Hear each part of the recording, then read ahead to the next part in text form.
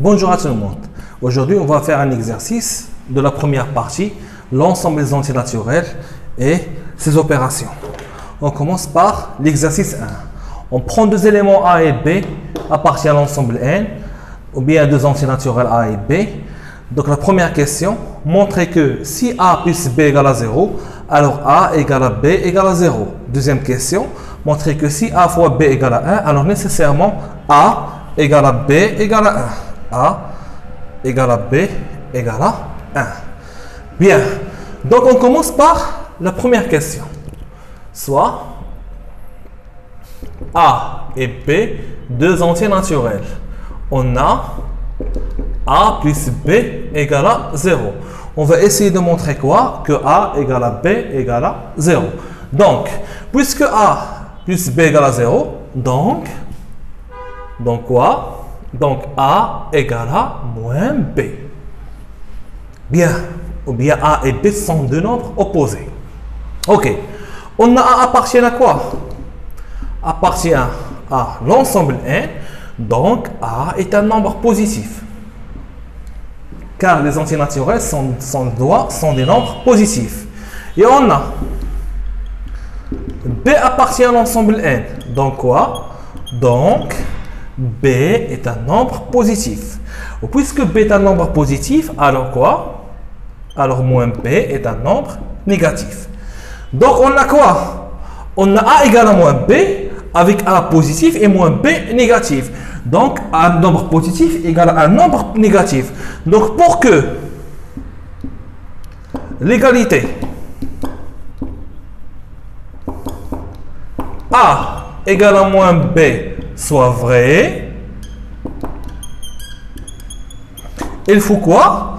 Normalement, on a un nombre positif égal à un nombre négatif. Donc, en général, impossible, sauf si A égale à 0 et B égale à 0. Donc, cette égalité est vraie si A égale à B égale à 0. Soit vrai, il faut que quoi? Il faut que A égale à B égale à 0. Bien, donc, si A et B, deux entiers naturels, avec A plus B égale à 0, alors nécessairement A égale à B égale à 0. Bien, on passe maintenant à la deuxième question. Montrer que si A fois B égale à 1, alors A égale à B égale à 1. Deuxième question, on prend deux éléments A et B appartiennent à l'ensemble N. On a A fois B égale à 1. Ok. Donc, on veut montrer quoi? Que A égale à B égale à 1. Donc, puisque A fois B égale à 1, donc A est nécessairement différent de 0 et B est nécessairement différent de 0. A et B sont deux entiers naturels non nuls. Car si A est nul, alors quoi? Alors A fois B égale à 0, ce qui est impossible car A fois B égale à 1. Si B égale à 0, alors 0 fois A égale à 0. Et puisque A fois B égale à 1, donc nécessairement B différent de 0. Donc A différent de 0 et B différent de 0. Donc on peut diviser par A ou bien par B. On prend par exemple, on divise par exemple par B. Donc on a quoi? A égale à 1 sur B. Car B est non nul. Car si B égale à 0, alors A fois 0 égale à 0, 0 égale à 1, impossible. Bien, puisque A, on a donc A égale à 1 sur B.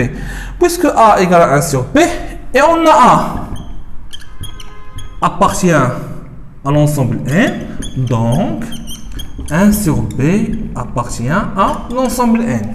Bien, donc A égale à 1 sur B, A appartient à l'ensemble N, donc 1 sur B appartient à l'ensemble N. Donc, on a déjà vu que si A sur B appartient à N, alors quoi? Ou bien A sur B, on a déjà vu que quoi? A sur B appartient à l'ensemble N, si et seulement si quoi? B est un diviseur de A.